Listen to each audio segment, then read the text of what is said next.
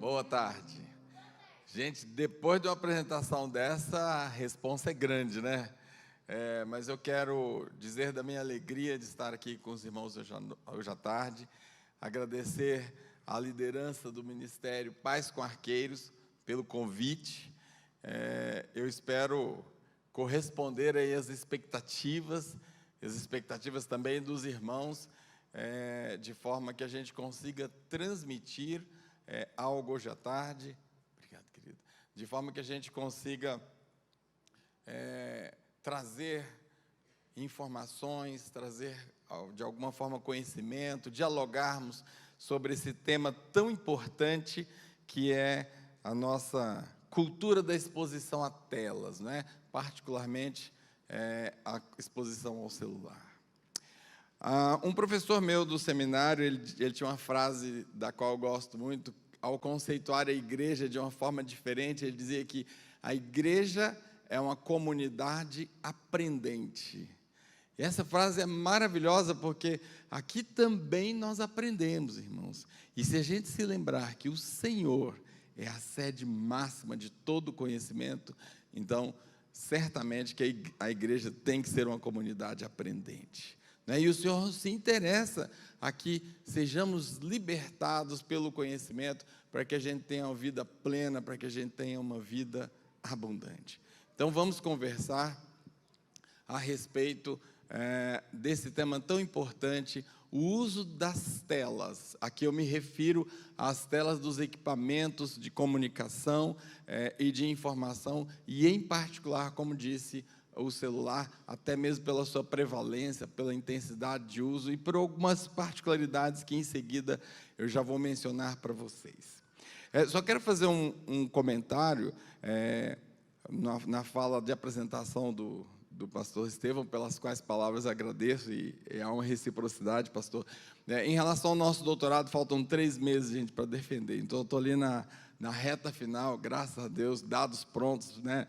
Dissertação, tese escrita, né? Quem sabe do que eu estou falando sabe o que isso significa, mas, na verdade, a gente ainda tem aí pela frente a defesa final. Muito bom. Se a gente parar um pouco, queridos, e analisar nossa vida, nós vamos ver que nossos cenários cotidianos têm mudado, como o pastor Estevão já mencionou, e de uma forma rápida. Talvez a gente pudesse elencar alguns fatos históricos bastante marcantes dessa transformação. A gente poderia pensar no surgimento da internet, eu já vou falar um pouquinho melhor sobre ela, o surgimento do celular, a migração, já pararam para pensar nisso, dos processos físicos para o processo digital. Daqui a pouco a gente não tem mais banco para visitar. Dá saudade, né? Cadê as agências? Não existe mais. Os meios físicos estão desaparecendo. E já se diz que o próprio dinheiro, conhecido como nota ou moeda, também não vai deixar saudade logo mais. E é interessante, então, que as operações, né, o nosso sistema logístico da nossa vida, do dia a dia, rapidamente está se encaminhando para o digital. É nesse pano de fundo, queridos, que nós precisamos conversar.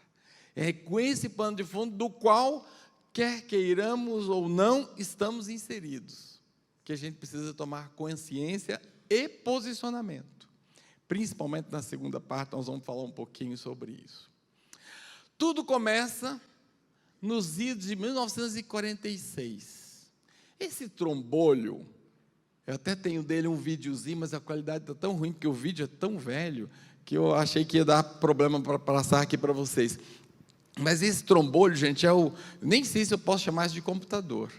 É o protótipo do que hoje nós conhecemos como computador. Uma máquina gigante que ocupava uma sala inteira, né, cheia de válvulas, que levava quase 1 hora para ser ligada, mas esse foi o primeiro computador.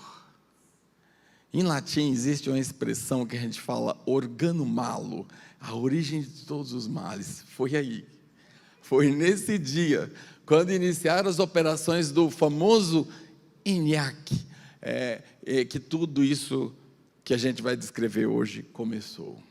E o que dizer então dele? Uau! Gente, dá para chamar isso de celular? Eu só quero dizer um detalhezinho, 3 detalhezinhos para vocês. 33 centímetros de envergadura. Põe no bolso, te desafio. Parece mais um cacetete pendurado na cintura. Aliás, era assim que a gente trazia o celular, pendurado na cintura, lembra disso?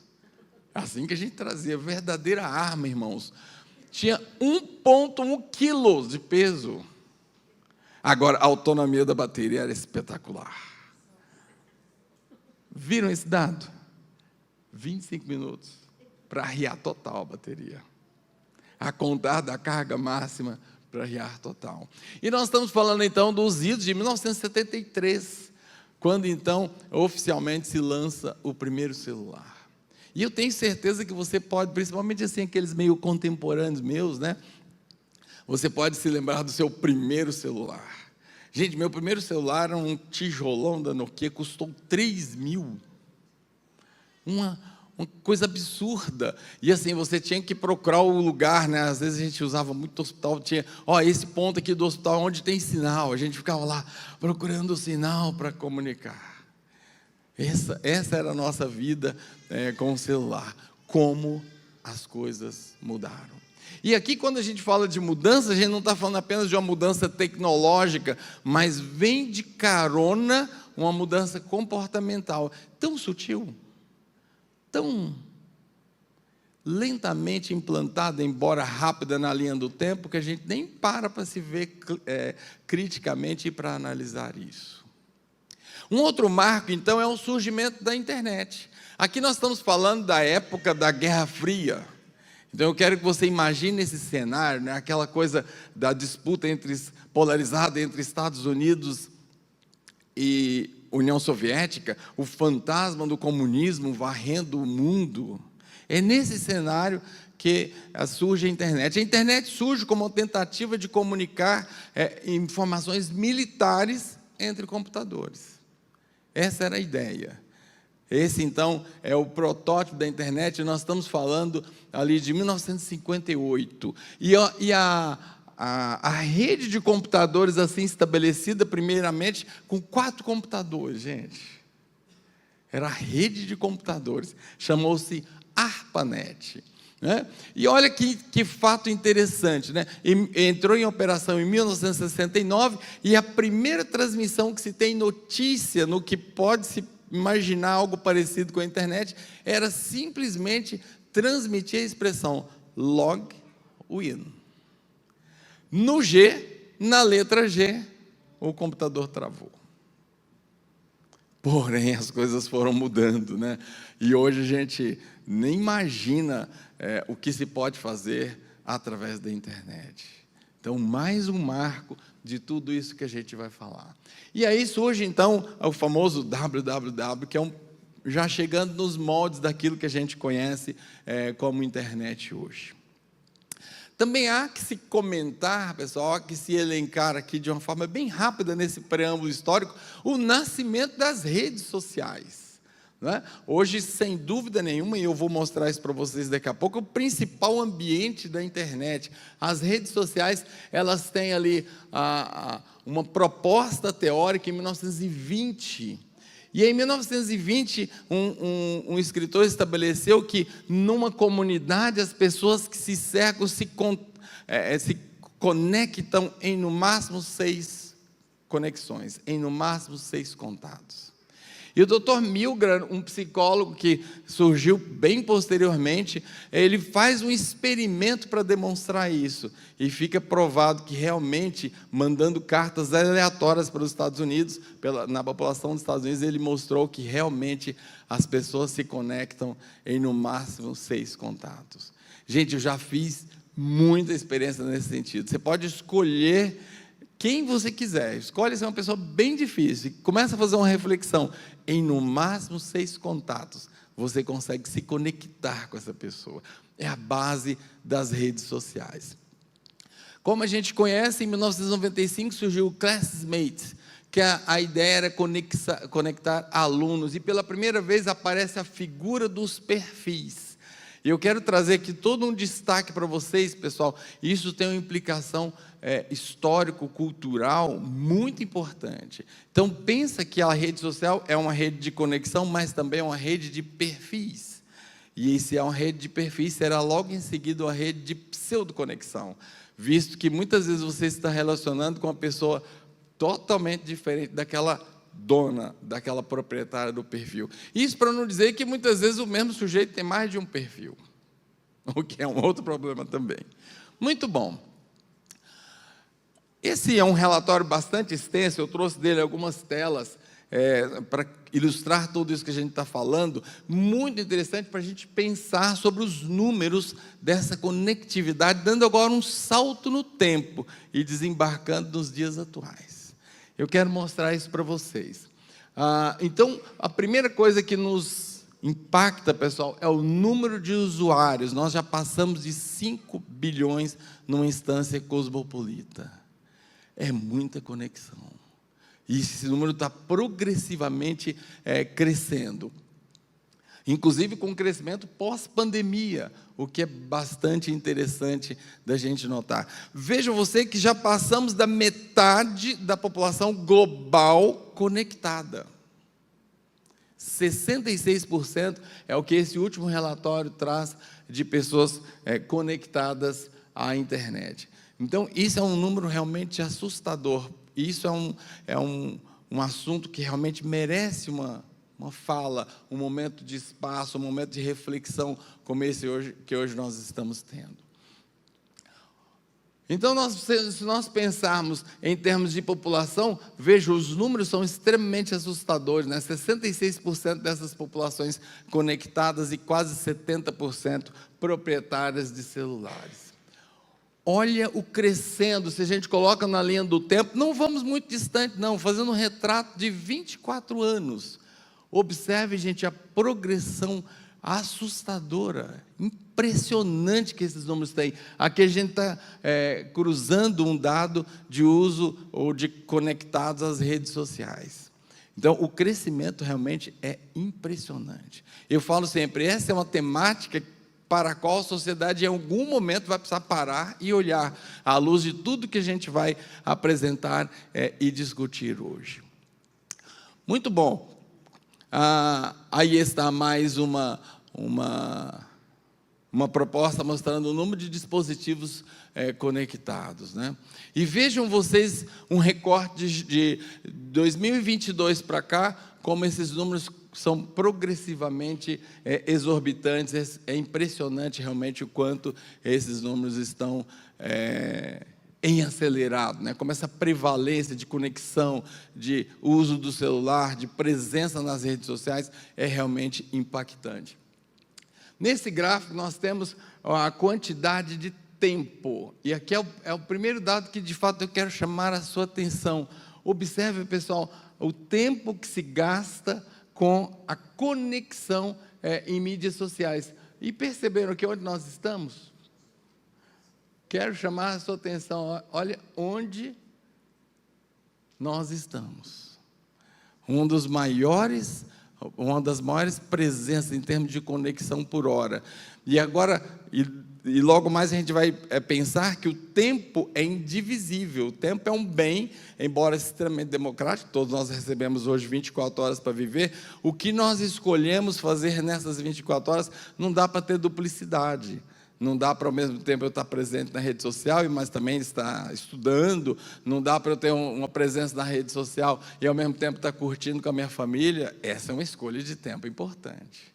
Observem a nossa presença, observem onde nós estamos. Então, aqui há uma representação, um contexto de quantos por cento da população se encontra conectada em mídias sociais. Aquele dado que a gente já havia chamado a atenção, em torno de 60%, e olhe como isso se distribui ao longo do tempo, né? E aqui mostra, nós perdemos relativamente posição, mas mesmo perdendo posição, a gente ainda tem uma conexão muito alta, acima de 60%. Trouxe aqui também os maiores usuários de de mídias sociais, e os menores aqui em números absolutos, para que a gente também observe, a gente observe esses números, pessoal. É impressionante, a gente precisa olhar para esses números. Depois, se você quiser o relatório inteiro, ele deve ter algo aí como se fosse 200 páginas, eu posso disponibilizar para você. Aqui, o número de pessoas conectadas em milhões, né, na internet. Mais uma vez, o número é alarmante, o número é gritante, é progressivamente crescente, como a gente pode observar no gráfico. Aqui, número absoluto de pessoas desconectadas, né? Então, ao mesmo tempo, mostra uma série de razões, uma série de circunstâncias em que a gente tem essa condição da desconexão. Aqui, a porcentagem da população que usa a internet a partir da região, né? Então, a gente vai vendo que mesmo os lugares que têm uma prevalência mais baixa, os números são, da mesma forma, impressionantes. Então, fiz questão, gente, de decalcar esses números, porque a gente possa olhar, e ao mesmo tempo, um número absoluto de pessoas desconectadas, importantes, que sem dúvida nenhuma são alvos de ações, são possibilidades ali de alcance, né? Veja agora esse número de horas despendidas na internet por faixa etária e gênero.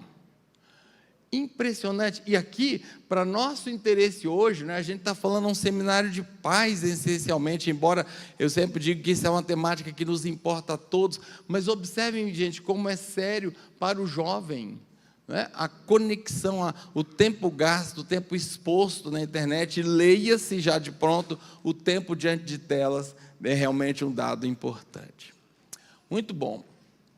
Aqui, a exposição em relação à idade e por país, para a gente ter essa ideia também. Aqui onde que as pessoas estão visitando, o que elas estão fazendo, onde elas estão surfando na internet. Então, veja que chat e troca de mensagens realmente é uma atividade campeã, ocupando ali as duas primeiras barras, né? Da mesma forma, a razão para usar a internet, estar conectado, buscar informação, são as razões mais importantes. As redes sociais mais conectadas, mais buscadas, eu não sei se você, como eu, não sabia que o TikTok tinha essa força toda, né? É impressionante a força desse pessoal. Eu trouxe isso como um pano de fundo, com uma contextualização para que a gente pudesse, de fato, se apropriar da grandeza, gente, da importância dessa condição. Aí a gente pode perguntar, mas e os olhos? Eu queria começar a pensar com você essa simples ideia, todo esse contexto que a gente mostrou, toda essa complexidade de conexão, ela faz-se por um ponto, ela se faz por um vínculo, ela se faz pelos olhos. Então, quando a gente está na rede social, quando a gente está surfando, quando a gente está se desgastando diante da internet, nós estamos o fazendo através dos nossos olhos. E aí, sem dúvida nenhuma, gente, é o ponto da nossa saúde, creio, mais importante para a gente trazer nessa reflexão. E para isso eu vou pedir licença para vocês para rapidamente apresentar os olhos para vocês, não é? Como eu disse, a igreja sendo uma comunidade aprendente, a gente precisa aprender. E eu prometo não ser desgastante, embora seja um tema apaixonante, né? Temos aqui mais um oftalmologista que eu sei que compartilha a ideia comigo, mas eu não vou ser maçante com vocês, mas eu quero trazer alguns detalhes, alguns pontos da saúde ocular a partir da anatomia e da fisiologia que são importantes para entendermos a nossa fala de hoje. Então aqui nós temos uma visão externa do olho, né, com as suas estruturas. Gente, é sem dúvida nenhuma o órgão mais bonito do nosso corpo. E esse órgão, ele se dispõe em 3 camadas estruturalmente falando. Então, nós temos uma camada externa, que é um arcabouço estrutural, chamado esclera, que na parte da frente do olho, ele apresenta uma estrutura especializada na visão, chamada córnea, uma lente com um poder de grau, um poder de foco impressionante. E nós vamos observar que essa estrutura do nosso olho é fonte de ação, é fonte de efeitos quando nós nos colocamos diante das telas. Depois, a camada intermediária é feita por um arcabouço vascular e ela está ausente nessa parte da frente. E, finalmente, a camada interna é feita pela retina. Você pode entender a retina como um tapete como um nervo na forma de tapete que coleciona, que coleta todas as informações visuais e as envia para o cérebro. Aqui uma visão do olho introduzido na órbita, né? Então o nosso olho ele está estabelecido, ele está conectado num estojo ósseo chamado órbita. E eu quero já chamar a sua atenção aqui para essa saída posterior, chamada nervo óptico, que a gente tem ali atrás. Muito bom. Na superfície do olho, pessoal, nós temos uma lamínula hídrica, uma lamínula aquosa extremamente complexa, chamada filme lacrimal. E eu e você precisamos entender o filme lacrimal para entender o que o celular vai fazer com ele. Daqui a pouco eu já te explico. Então, o filme lacrimal ele é composto por duas camadas, uma camada de água e uma camada de gordura, para não deixar essa água evaporar rapidamente. Olha só, nós temos então dois tipos de glândula. A glândula lacrimal principal, que forma essa parte mais aquosa do nosso filme lacrimal, e umas glândulas importantes da borda palpebral, que vão fabricar essa parte oleosa. Essa parte oleosa, então, vai fazer uma capa, uma camada externa, que não deixa o nosso filme lacrimal evaporar precocemente. Muito bom. Aqui mais uma visão do olho. Eu já quero destacar para vocês uma outra estrutura muito importante, que é o músculo ciliar. Pena que não está apontando, acho que é por ser telão, né? Ali, naquela área arredondada azul, pessoal, que é o cristalino, é a segunda lente natural do nosso olho, nós temos um músculo circular, um músculo que está ao redor do cristalino. Esse músculo é um ator importantíssimo para as alterações que nós vamos ter por conta da exposição ao celular. Muito bom. Aqui eu trouxe um detalhe para vocês. Nós temos o corte do cristalino. Deixa eu ver se do outro lado. Aqui eu consigo apontar. Aqui numa tela eu consigo apontar. Então aqui nós temos o cristalino cortado. E aqui, imagine isso espacialmente. Aqui nós temos a região do músculo ciliar. Esse músculo ciliar, então, quando ele se contrai, ele espreme o cristalino, a gente enxerga de perto. Quando ele relaxa, o cristalino fica fininho, nós enxergamos para longe. Então, esse fenômeno, quando a gente ajusta a visão de perto, é chamado de acomodação. Grave isso, porque você precisa entender isso para saber o que vai acontecer daqui a pouquinho com as nossas crianças focadas continuamente na tela do celular. Muito bom. Então, esse é o fenômeno. Quando ele contrai, eu vou mostrar desse lado que eu vou conseguir ser visto.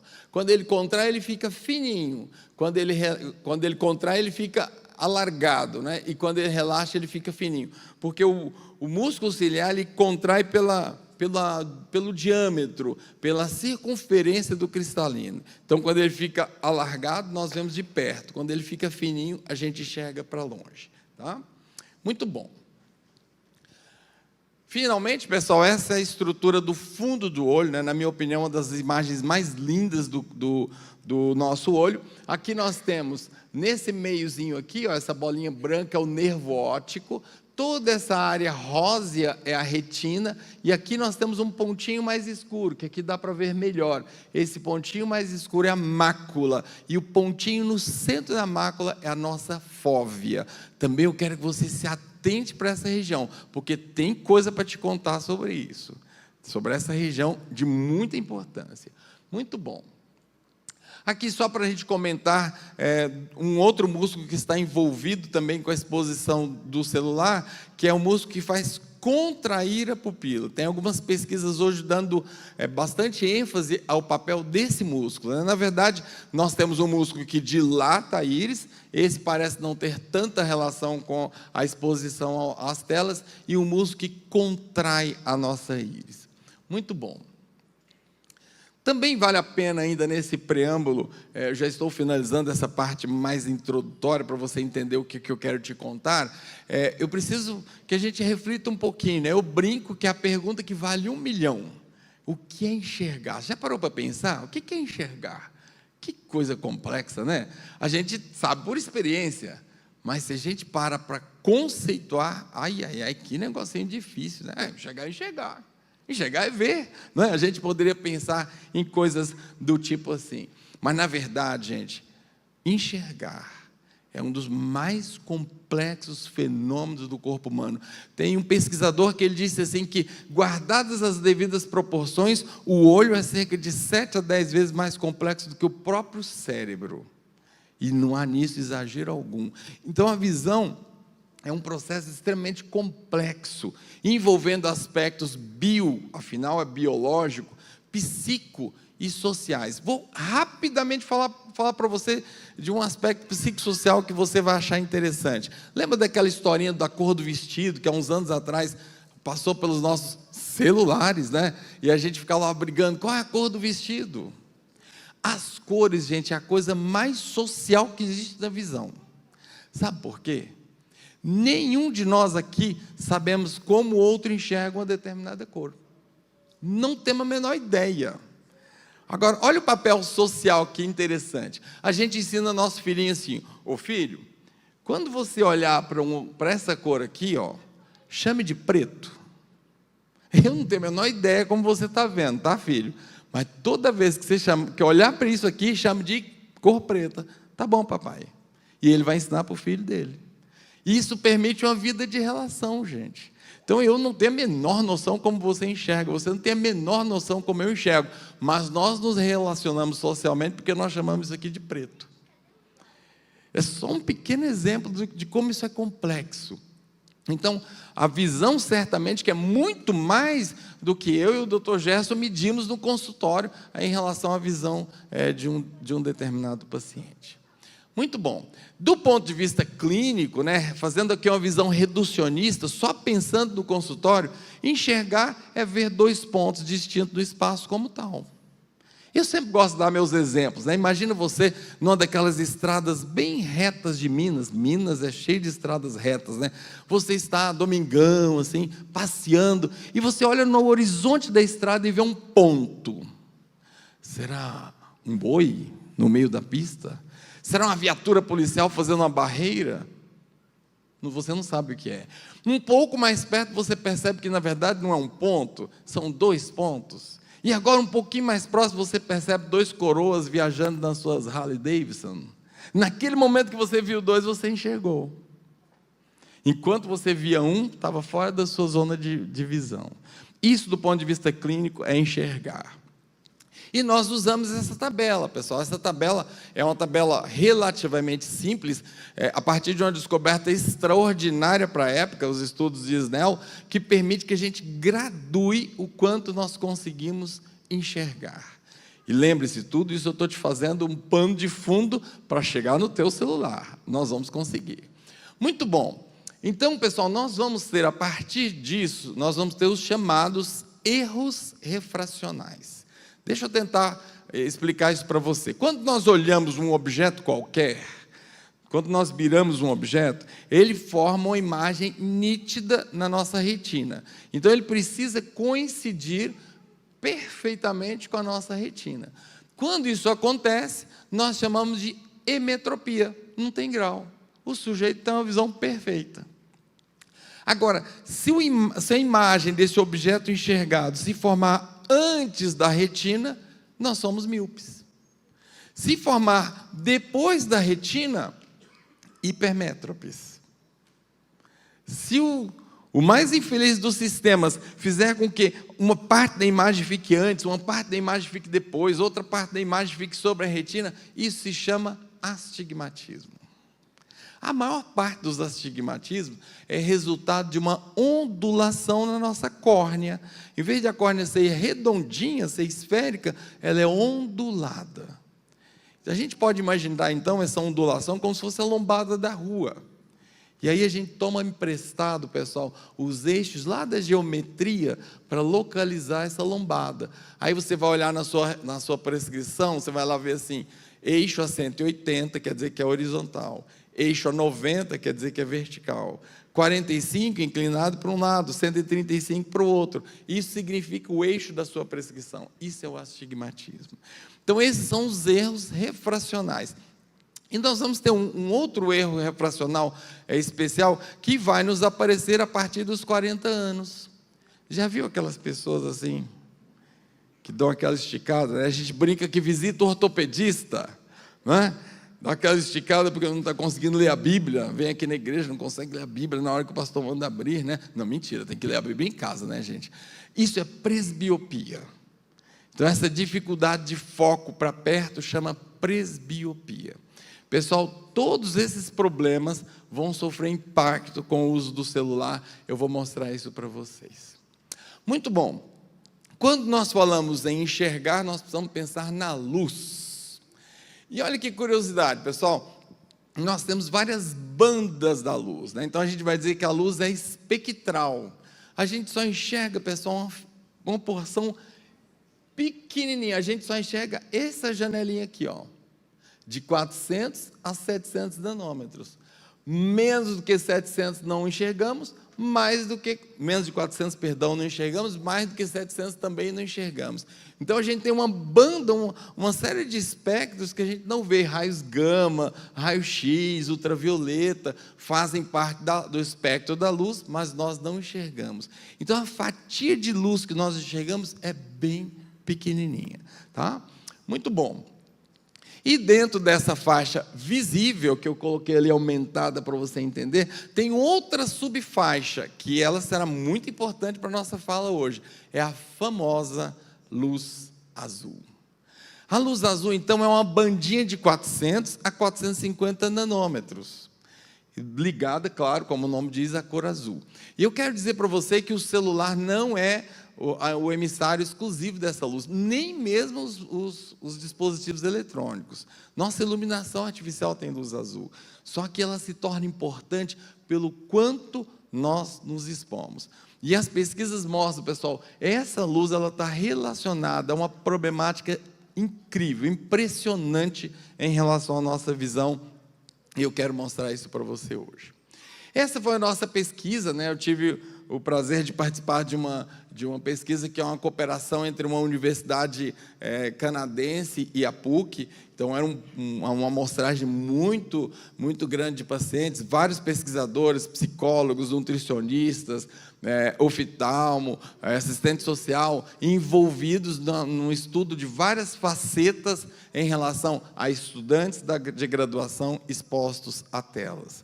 Então, a gente teve a oportunidade de uma amostra bastante extensa de estudos, né? E a nossa conclusão, pessoal, foi de que o binge watching, que eu já vou mostrar para vocês o que é isso, realmente traz um impacto na nossa saúde ocular e, a partir dela, no bem-estar psicológico e na qualidade de vida. Então, veja o que eu disse. O impacto na saúde e, a partir dela, uma implicação do bem-estar psicológico e na qualidade de vida. Gravíssimo, porque a gente vai explorar um pouquinho mais a partir de agora. Então, a era digital traz esse paradoxo, pessoal. Eu gosto dessa imagem para imaginar isso, né? O sujeito, diante de uma beleza paradisíaca, nem toma conhecimento dela. Está focado na tela do celular. E esse é o paradigma atual, né? Outro dia eu recebi uma charge muito interessante da recepção de um hotel fazenda, e o pai, assim, queixoso, né? Para que eu trouxe para cá? Para que o aluguel de cavalos? Para quê? Para quê? Para quê? Porque os filhos querem só o sinal do celular. E o único lugar que tinha o sinal do celular era a recepção do hotel. Então, é bastante contundente isso, né? Nós nos conectamos muito mais com a tela do que com os ambientes que nos cercam, e inclusive com as pessoas que nos cercam. Muito bom. Então, como eu já mencionei, a gente tem assim, alguns marcos dessa questão que a gente precisa explorar um pouco mais quando a gente pensa na relação com os nossos olhos, né? Então, como a gente falou, a invenção do primeiro computador, o desenvolvimento do computador pessoal foi outro marco, né? Já que aquele trombolho que ocupava um quarto inteiro não tinha praticidade nenhuma. Mas quando o celular veio para a minha mão, quando o computador veio para a minha mão na forma de um celular, tudo mudou. O aparecimento do computador portátil, né? O aparecimento de meios que permitem uma comunicação instantânea e eficaz. A gente perdeu limites geográficos e do tempo a partir desses dispositivos. De forma, pessoal, que nós criamos um novo conceito de ser humano. O ser humano é um ser conectado. Não um com o outro, como é o conceito de sociabilidade, mas conectado com a máquina. Até conectado indiretamente com o outro, mas primariamente conectado com a máquina. Isso é um negócio bastante interessante. Então, a nova ordem, a nova palavra de ordem veio que a gente precisa agora ser produtor de conteúdo e consumidor de conteúdo. Essa é a regra. Como assim você não produz na internet? Como assim você não tem rede social? É a ordem. Todos precisamos estar na rede social, produzir conteúdo e consumir conteúdo. Isso vai ter um problema, né? Então, essa exposição, esse consumo, essa produção, pessoal, a partir daquela ideia lá do Classmate que eu mencionei, cria a ideia de perfis. E esse perfil, ele vai fazendo com que a gente se exponha continuamente, e isso se faz através do sentido da visão. Então, é muito importante destacar esse aspecto, porque nós vamos precisar olhar para os olhos, porque eles são o objeto principal dessa conexão nossa. Muito bom. Aqui eu já mencionei esses dados, eu quero me adiantar para ter tempo da gente falar dos impactos nos olhos, né? Então, a partir daí, eu preciso trazer o último dos conceitos para você, para a gente falar literalmente do que acontece com os olhos. E eu quero tratar com você do binge watching. Binge é uma palavra em inglês que quer dizer um consumo desenfreado, né? Então, se eu falo que alguém tem binge eating, significa dizer que come de forma desenfreada. É um glutão, é uma pessoa que tem problema com a alimentação. E essa exposição, a partir do hábito de maratonar séries de televisão, criou um conceito, criou uma ideia chamada binge watching. Então, o binge watching vai ter essa ideia do consumo de conteúdos, né? O consumo de pelo menos 3 episódios, era o primeiro conceito que surgiu na literatura, por um determinado tempo de exposição, sem intervalos, né? Isso caracterizou, então, o binge watching. E esse binge watching rapidamente se transferiu, pessoal, para o celular. Agora a gente não mais precisava estar em casa, a gente não mais precisava estar no período de folga, a gente não mais precisava estar fora do trabalho. Olha as implicações que eu estou desenhando, hein? A gente não precisava mais estar livre para fazer binge watching. A gente faz binge watching no trabalho. A gente faz binge watching enquanto espera o transporte público, ou no transporte público. A gente faz binge watching enquanto dirige. Ai, ai, ai. Mas faz enquanto dirige, né? E só para lembrar, quando a gente faz isso no nosso trabalho, nós estamos sendo desonestos com o nosso empregador. Só um detalhe. Muito bom. Então, o binge watching passa a ser o sinônimo dessa dedicação. E agora, não necessariamente a séries, a qualquer coisa. Seja uma comunicação numa rede social, seja uma exposição a vídeos, o que quer que seja que a gente faça diante do celular, essa exposição hoje é caracterizável como binge watching. E aí nós vamos entender o impacto desse negócio, gente, como isso é sério. Então, eu já trago aqui inicialmente para você algumas provocações. Primeiro, que o binge watching está ligado à obesidade, ou risco de obesidade. Olha que interessante. A primeira vez que esse dado surgiu na literatura, deve ter uns 7 anos, a conclusão foi óbvia e imediata, né? Claro, o sujeito que se dedica às telas come mais, e ao comer mais, a saciedade demora mais, sentado, como alguém já disse, ou seja, a gente não vai imaginar que esse cara não seja sedentário. Óbvio que ele vai ter mais obesidade, e o que é decorrente da obesidade? Pessoal, logo em seguida, fizeram modelos de pesquisa controlando esses dados. E adivinhem, ainda assim, esses indivíduos apresentavam maior risco de obesidade e de diabetes do tipo 2. Existe uma pesquisa muito interessante com camundongos, é uma pesquisa canadense, em que duas populações de camundongo da mesma raça, alimentadas da mesma forma, com a mesma quantidade de ração, um grupo exposto continuamente à luz azul e o outro privado de luz azul. Aquele grupo de luz azul tornou-se obeso, diabético, teve evento cardiovascular e teve uma expectativa de vida muito mais recente do que o grupo de camundongos que não tinha exposição à luz azul. Era a única variável diferente. Então, é bastante curioso a gente parar para pensar nisso, né?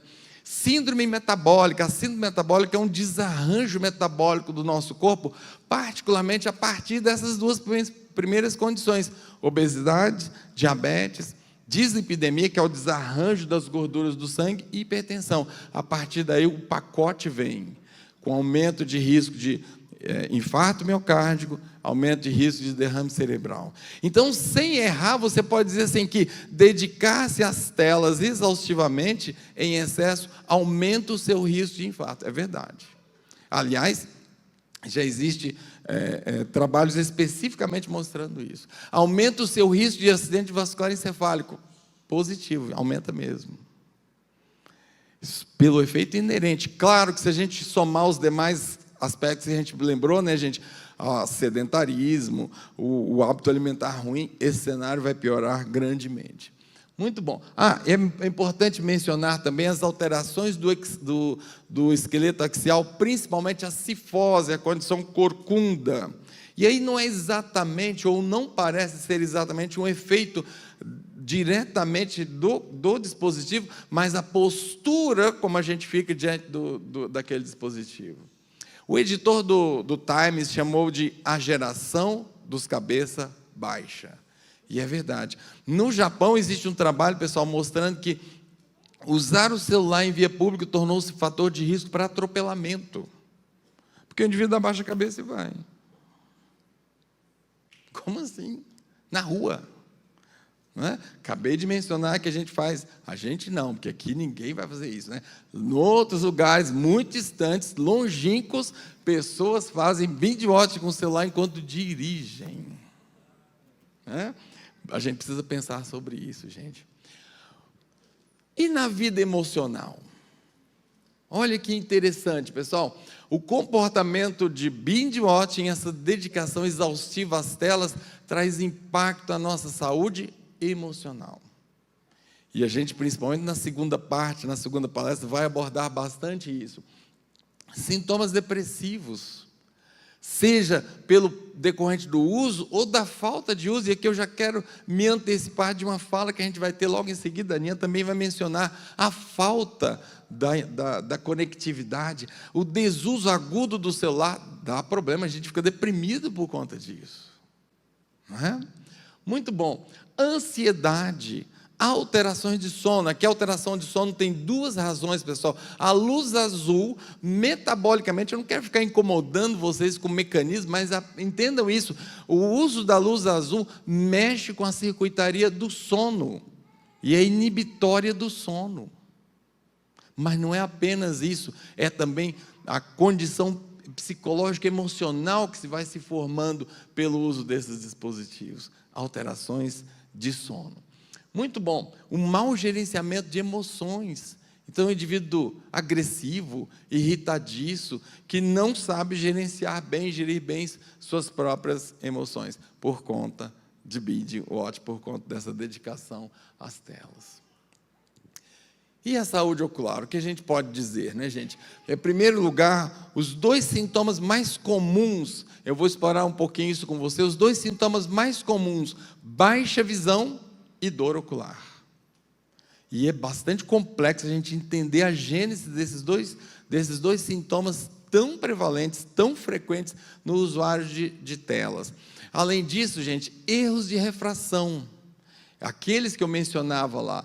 Então, a gente vai ter problema de miopia. Deixa eu trazer um dado para você. Segundo o Conselho Brasileiro de Oftalmologia, quando a gente compara base de dados 2019 com 2020, leia, se for o tempo que nós ficamos em lockdown, entre 11 e 17 anos de idade, aumentou a incidência de miopia no Brasil em 400%. Isso é um dado assustador. E hoje a gente conhece pelo menos 2 mecanismos, pessoal, pelos quais nossas crianças estão ficando míopes. Deixa eu dizer uma coisa para você, ficou míope, não volta mais. O óculos não cura. Então é a prevenção que é a alma do negócio, porque a miopia envolve uma série de alterações funcionais, mas também estruturais no olho do jovenzinho, do adolescente, e isso não tem como mais a gente fazer retornar para ele deixar de ser míope.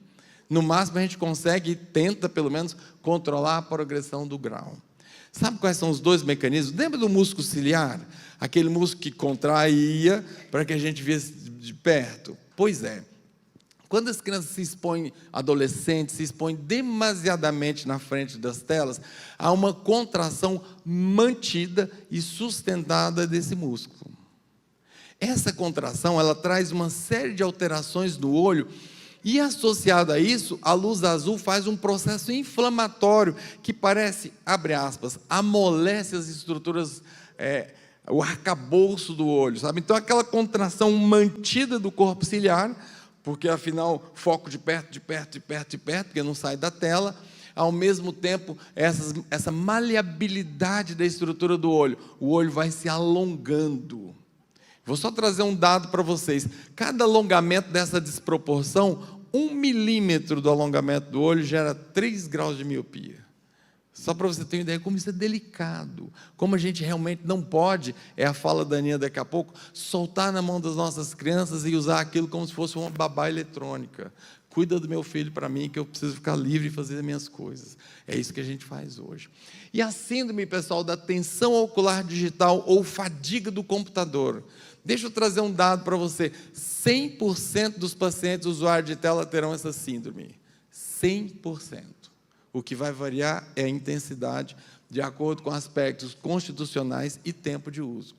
Então, a ardência, lacrimejamento, baixa visão, dor de cabeça, a gente já vai falar sobre isso, são aspectos que vão aparecer. Muito bom. E, é claro, tudo isso com um impressionante impacto na qualidade de vida, né, a partir dessas condições que vão se apresentando para os olhos. Se a gente pudesse estabelecer os mecanismos, pessoal, pelos quais tudo isso que eu estou tecendo para vocês acontece, eu reuniria esses mecanismos em 3 tipos. Primeiro, o glare, ou deslumbramento, o ofuscamento, diante daquela luminosidade da tela. E aqui a gente tem que fazer um reconhecimento. Os mais, assim, contemporâneos meus vão se lembrar dos nossos primeiros monitores, né? Aqueles monitores de luz verde que estouravam, lembra disso? Aquilo era o glare reinante, aquilo é glare. Então, na linha do tempo, realmente isso melhorou, e melhorou sensivelmente. Então, hoje a gente tem telas que imitam a visão de uma janela. Então, é um efeito que ainda é presente, ainda é importante, mas melhorou muito, não é? Então, já fica aqui a dica, deixar a luz totalmente estourada é ruim, deixar zero também, gente. Eu atendo muito, e creio que o doutor Jess pode falar o mesmo, eu atendo muito adolescente, né? Então, corre entre os jovens e adolescentes uma ideia assim, luz no celular é coisa de velho. Jovem que é jovem é luz zero no celular. É corrente entre eles, não sei quem disseminou isso, mas é prevalente entre eles. Essa é a ideia. Segundo mecanismo, gente, esse é um mecanismo muito importante. Olha só, enquanto vocês estão me ouvindo aqui, a todo momento, vocês estão variando o foco de vocês, constantemente. E eu também estou variando o meu.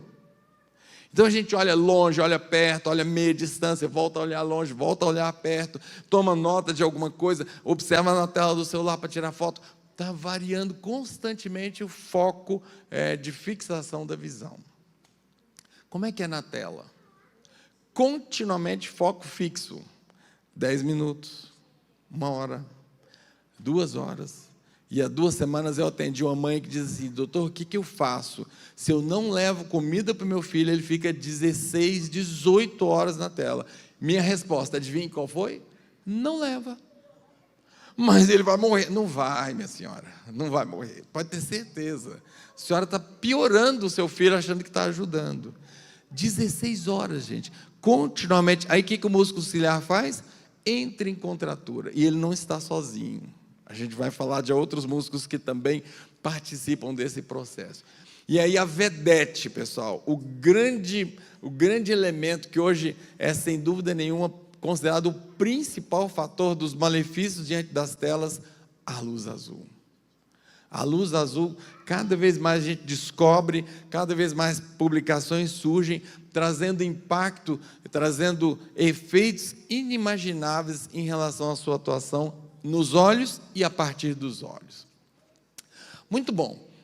Então eu quero, aproveitando esses minutinhos que eu ainda tenho, mostrar alguns aspectos para vocês, mostrar algumas imagens ilustrativas de tudo isso que a gente está falando. Então, pessoal, esse olho vermelho que vocês estão vendo aí é uma condição chamada ceratoconjuntivite fotoelétrica. Esse nome feio todo para dizer o seguinte: a superfície da conjuntiva, o branco do olho, e a córnea, que é aquele vidrinho de relógio que eu dizia para vocês, está queimado pela incidência de luz azul. Guardadas as devidas proporções, é a queimadura do eletricista, sabe? O eletricista lá vai soldar e acha que não dá nada, né? É assim que eles falam: ah, não dá nada, eu perco precisão quando eu uso a máscara. Então, ele bate um pino, opa, acho que eu estou bem, só foi aquela luzzinha, estou tranquilo. E vai o dia inteiro trabalhando. Então, no final do dia, 8 horas depois, ele tem uma lesão aguda e vai nos procurar no pronto-socorro.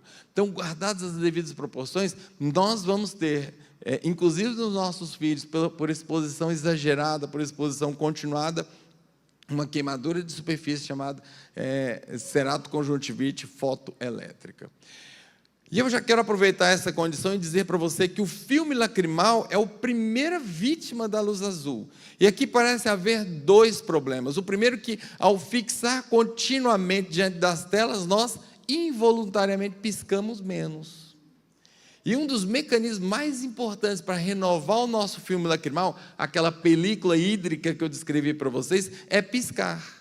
Quando nós piscamos, nós fazemos o contrário do limpador de para-brisa. Você liga o limpador do para-brisa para limpar o seu vidro. Vamos imaginar que fosse possível você ligar o seu limpador do para-brisa para sujar o vidro.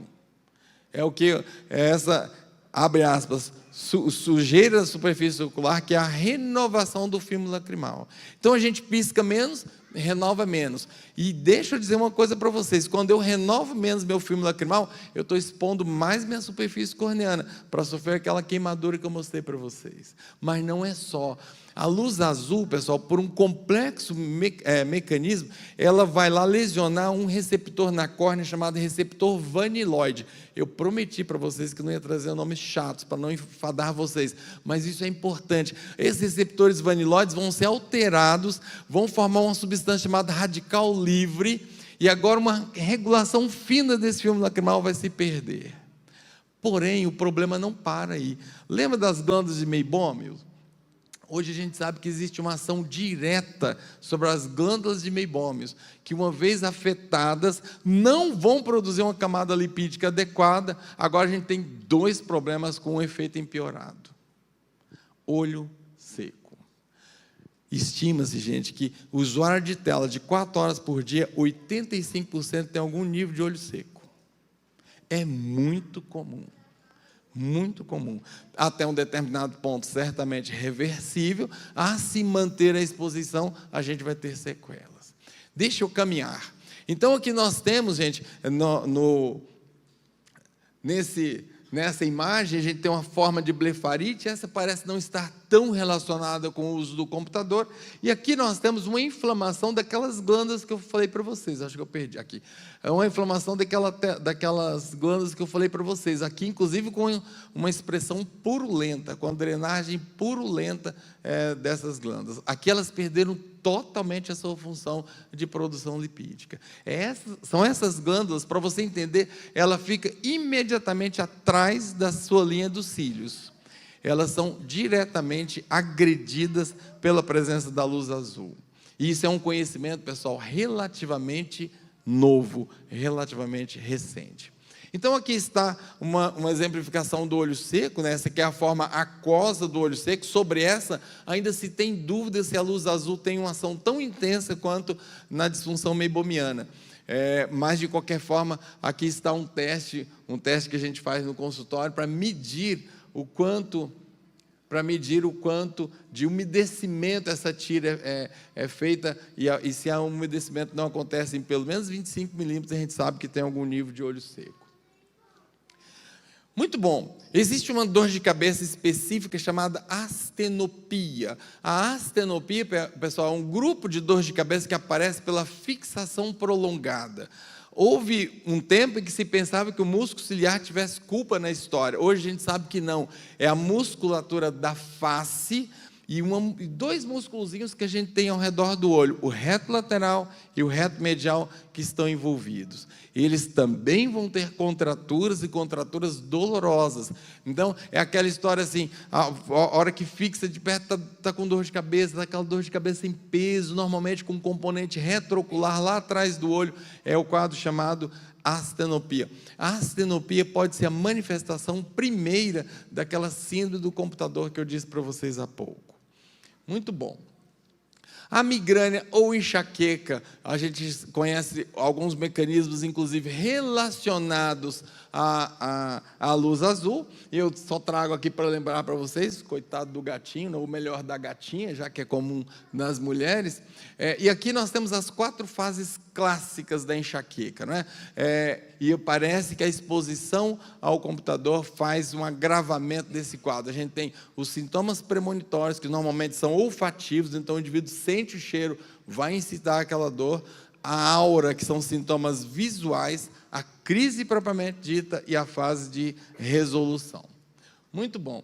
A cefaleia tensional, que se parece muito com a astenopia, também está relacionada à fixação de telas. E aqui é interessante, está muito relacionado ao aspecto ocupacional das telas, pessoal. Aqueles trabalhadores que trabalham, que se expõem como medida ali, como fenômeno ocupacional diante das telas. Então, a síndrome da fadiga do computador tem como sua principal manifestação a dor ocular, com ou sem dor de cabeça. E acompanhando a dor ocular, nós teremos tipicamente borramento visual. E esse borramento visual, pessoal, não adianta usar óculos. Ele não é um erro de refração. O entendimento do borramento visual na síndrome da fadiga ocular ainda não está claro para a ciência. Não se sabe bem qual é o mecanismo que faz com que essa visão fique embaçada. Advoga-se, inclusive, um edema na córnea, um inchaço na córnea, fazendo com que o indivíduo fique com a visão embaralhada. Curiosidade, não adianta usar óculos para essa condição. A ardência, né, uma outra queixa bastante importante. E veja meu alerta, pessoal, em alguma medida, 100% dos usuários vão apresentar essa síndrome.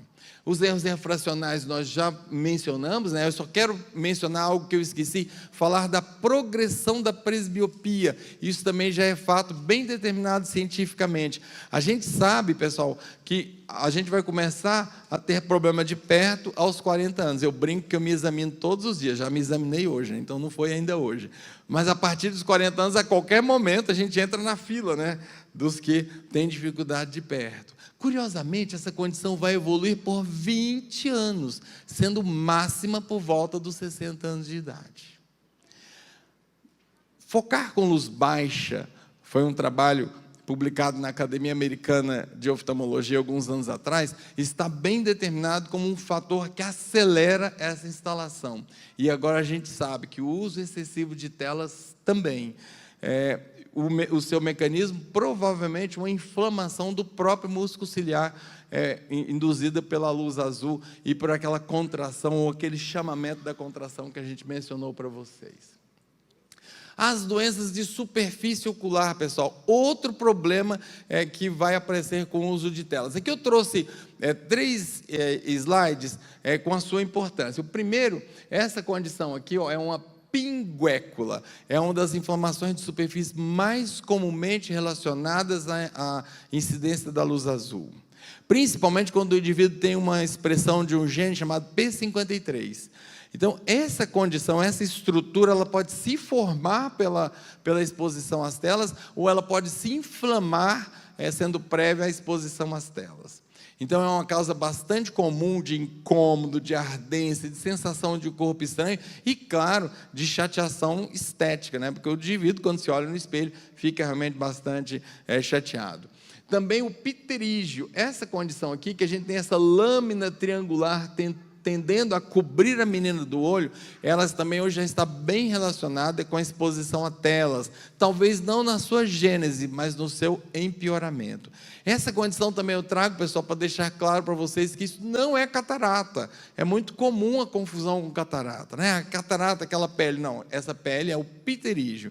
A catarata, pessoal, que lamentavelmente também está relacionado com a exposição a telas, a gente já conhece até os mecanismos disso, né? Formação de radicais livres na cápsula posterior do cristalino, a partir da exposição à luz azul. A catarata é o cristalino no nosso olho, aquela estrutura que eu mostrei, que deixa de ser transparente e passa a ser opaca. Aqui eu trouxe como exemplo uma catarata senil. Essa não é a catarata não é a catarata da exposição a telas. As projeções, pessoal, dão conta de que nós teremos um aumento entre 20 e 50 vezes a incidência de catarata, ou a prevalência de catarata, nessa geração nossa que se expõe exaustivamente a telas. Esse é um outro ponto de extrema importância. Aqui nós temos um exame chamado microscopia especular. Então, essas bolotinhas que vocês estão vendo aqui, ó, são as células endoteliais da córnea. Hoje também está bem estabelecido em modelos experimentais e clínicos que a exposição à luz azul excessiva faz com que percamos nossa população de células endoteliais. E aqui vai um alerta, gente. Nós nascemos com um número mais ou menos fixo de 3.600 células e elas não se regeneram, elas não se repõem. Abaixo de 700 células a gente começa a ter problema visual. De novo, óculos não resolve. Abaixo de 400 nós precisamos entrar na fila do transplante de córnea.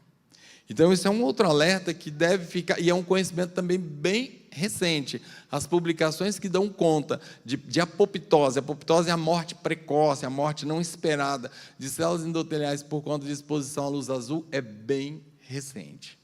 Muito bom.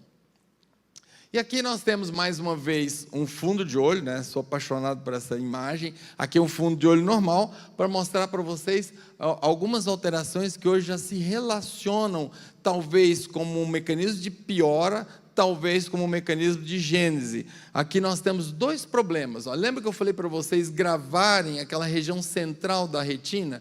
É a mácula. Aqui nós temos uma degeneração macular.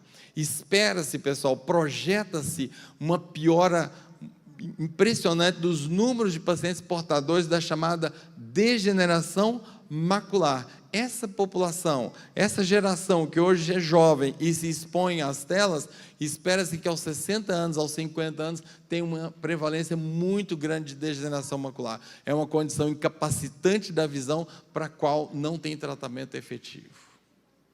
Também o nervo óptico desse paciente se mostra acometido, né? A gente vê um nervo bastante dilatado, é um nervo dilatado por glaucoma. Aqui também já está bem estabelecido que portadores de glaucoma empioram diante da exposição à luz azul. A dúvida é, será que o indivíduo que não tem glaucoma exposto à luz azul teria glaucoma? Ou é só o portador de glaucoma que piora? A ciência ainda não sabe responder isso.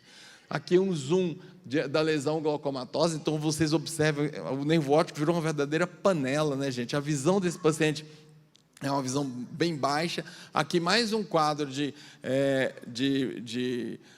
glaucoma. E aqui eu trouxe para que vocês vejam um campo visual normal. Então, quanto mais branquinho, melhor é a visão. Esse pontinho preto é o pontinho do nervo óptico, então a gente não enxerga onde está o nervo óptico, chama mancha cega.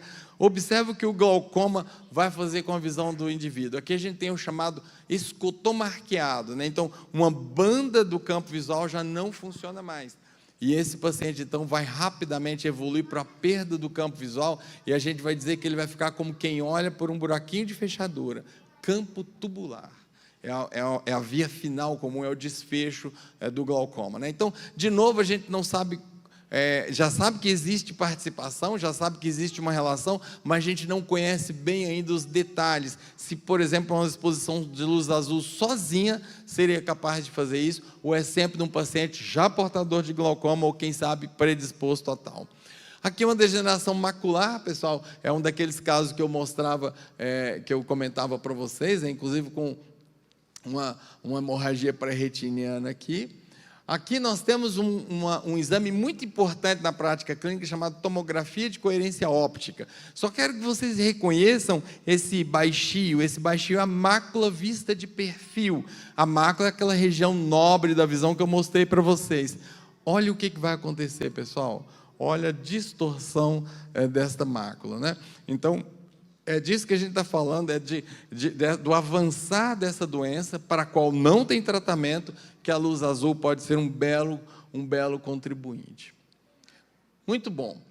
Aqui uma degeneração da retina, aqui eu trago como exemplo, porque também exames mostram, pesquisas mostram que a degeneração do míope, essa é uma retina míope, então o indivíduo que tem miopia já tem uma retina mais desgastada. As pesquisas recentes mostram que essa degeneração piora pela exposição à luz azul. Então, você compara a retina normal de um jovem com a retina de um paciente míope, né? Parece que a luz azul também patrocina essa evolução.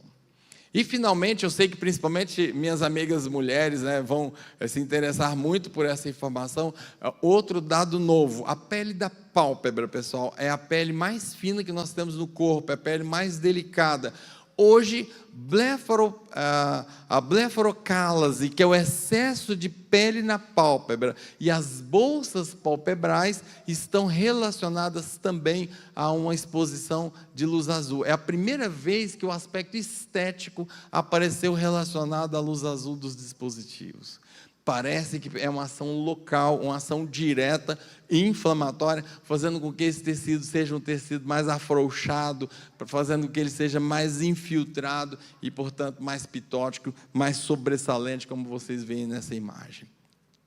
Então, gente, vocês vejam que, assim, é até um pouco assustador, né? A gente dá vontade de a gente guardar o celular, mas não é esse meu desejo, não. Pelo contrário, usemos o celular com muita responsabilidade, com muita consciência, porque é, sem dúvida, um recurso maravilhoso. Mas, ao mesmo tempo, nós não podemos ignorar isso, pessoal. Então, eu acho que, primeira coisa, o conhecimento é libertário. Agora, a gente não pode dizer mais que não sabia. Não é? Agora a gente não pode mais fazer cara de paisagem, porque agora a gente sabe que dá problema. E aí o que nós fazemos? Então, o que podemos fazer é o que a gente chama de higiene digital, pessoal. E eu quero aproveitar esses 4 minutinhos finais para falar exatamente sobre isso. Quais são os cuidados que eu posso ter para que eu tenha, ao mesmo tempo, os benefícios que... Vamos ser sinceros, gente, é maravilhoso o uso do celular, né? É maravilhosa as possibilidades da internet, essa que é a verdade, né? Quando a gente se vê envolvido, já passaram 2 horas, não é à toa, porque é interessante realmente. Então, o que fazer? Primeira coisa, queridos, criem pausas. A gente não sabe, cientificamente falando, qual a dose segura dessa exposição. Mas, recentemente, a Organização Mundial de Saúde reeditou uma regra que havia sido publicada em 2006, voltados para programadores. Eles criaram uma regrinha, eu quero que você decore essa regra, chama 20, 20, 20. O que quer dizer isso? A cada 20 minutos de tela, 20 segundos... fitando um ponto que esteja a 20 pés. O 20 pés é só para dar musicalidade, sabe? 20 pés corresponde a 8 metros aproximadamente. Então, a ideia é o seguinte, principalmente para quem tem um envolvimento ocupacional e não tem possibilidade de falar assim, chega, estou parando, patrão. Não dá, meu amigo, você tem que fazer seu expediente. Então, cumpriu 20 minutinhos? 20 segundos, gente, não precisa nem levantar, você não vai querer tomar um cafezinho a cada 20 minutos, não vai rolar para você, vai dar ruim. Mas tira o olho da tela, escolhe previamente um ponto que você sabe que está a 28 metros ou mais, olha fixamente, não adianta abrir a janela e olhar a paisagem como um todo, não é isso. Tem que ser um ponto específico. O que você está fazendo? Relaxando o seu músculo ciliar. 20 segundos, fitando constantemente o ponto, como quem está pensando, sabe? Tomada de decisão, reflexão, fica até chique. 20 segundos olhando o ponto adiante. É uma publicação da Organização Mundial de Saúde, a gente tem base científica para falar isso. Quer outra? Também é uma publicação pós-pandemia. A gente descobriu, e quando eu digo gente, é meio audacioso, a gente ciência, tá? A ciência demonstrou o seguinte: atividade física, que sempre a gente achou que era legal para o sistema músculo-esquelético, que era legal para condicionamento cardiovascular, respiratório, para nos melhorar metabolicamente, a gente sempre pensou isso, né? Agora a gente sabe que melhora o sistema visual, pessoal. Não se sabe bem os mecanismos ainda, mas ela é compensadora do seu tempo de tela. Principalmente se você fizer atividade, e isso vale muito para os nossos filhos, crianças e adolescentes, principalmente se essa atividade física for feita sob o sol. Claro, o sol em momento adequado, né, gente? Principalmente se for feito sob o sol. Quer outra dica? O que você puder espelhar na telona, gente, espelha. Eu sempre falo que app de streaming no celular devia ser crime.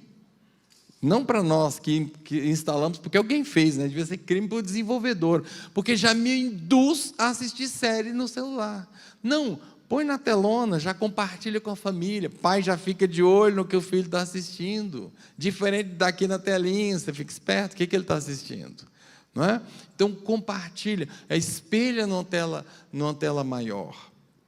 São pequenas atitudes, pessoal, são pequenos procedimentos que a gente consegue melhorar a nossa saúde e evitar esses desfechos, que, claro, são desfechos desagradáveis.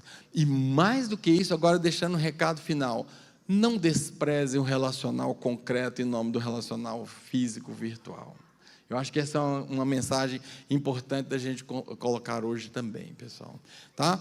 Gente, o tema é por demais extenso, né? Estou feliz aí, pastor Estevam, que eu consegui ficar no meu tempo, mas eu espero que tenha trazido para vocês essa ideia. É uma temática da qual eu gosto muito, a qual eu estudo muito, né? Pena que ainda não sei tanto quanto gostaria, e que diuturnamente nascem e surgem trabalhos científicos novos e pesquisas novas. Certamente, pessoal, a gente mal começou a fazer descobertas nesse sentido. Muito obrigado.